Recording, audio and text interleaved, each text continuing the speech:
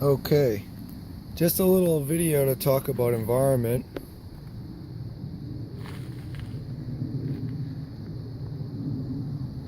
And I live in an HOA complex with 110 units in a small city in New Hampshire. And a little experiment that I've had is rebuilding my lawn after the plow truck, which comes back here from the fire lane,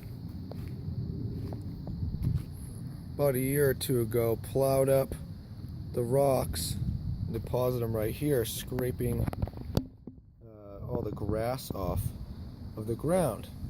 And there's a couple different ways to fix this. One would be to spend a lot of resources and energy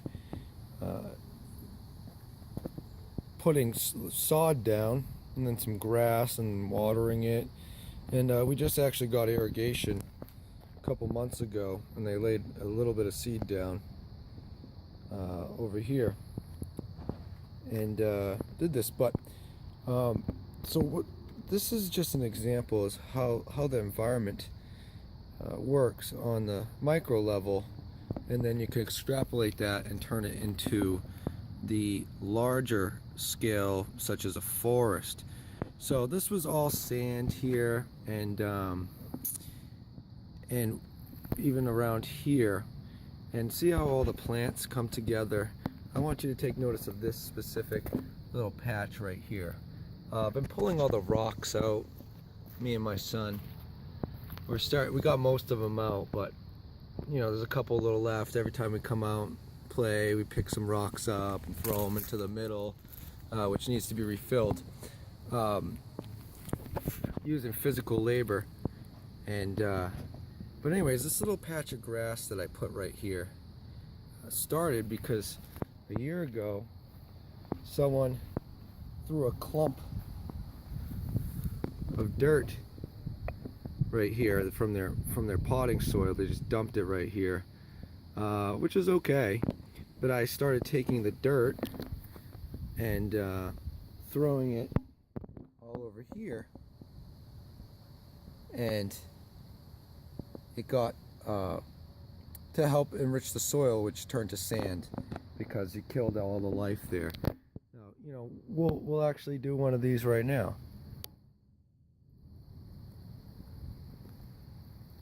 So I took one of these plants, because the roots are loving it. I took one of them, and I went and I put it right here. Put it right here. And that's that. But as you can see, when there's no plants, the water just rips through and cuts through. So we end up with sand pile over here with the heavy storm about a week ago. I'm going to sweep this up, but I've left it just to show you. You end up with this heavy sand pile, or light sand pile, and it's a lot further than this, where the dirt, this is a little weaker. See that soil? A lot darker, richer. I'll sweep that back in, but it's starting to turn to sand because there's no life right here. There's a little life right there, but anyways, so this right here will turn to that and spread, and eventually other plants will grow around it. But it's important to note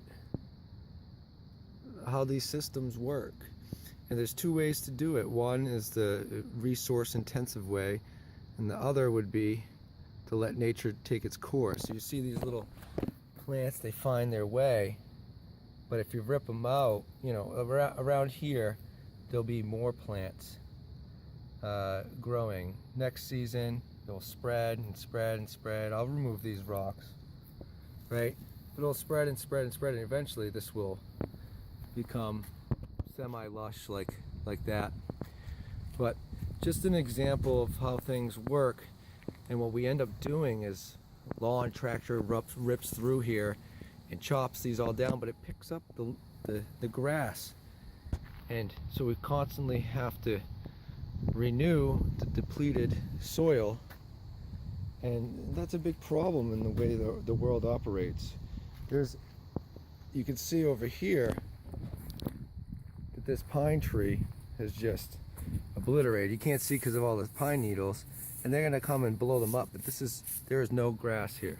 It's all dirt. It's dirt. And this will become rich eventually, but not when we take all these pine needles and collect them. There's nothing left for the soil, and eventually it erodes away. And this is what we do with farming and all types of systems that we have in the world. So, something to think about. I'll set that up a little bit nicer. I wish I got this at the beginning, but things that I think about frequently, and just an example of how things work. Have a good day.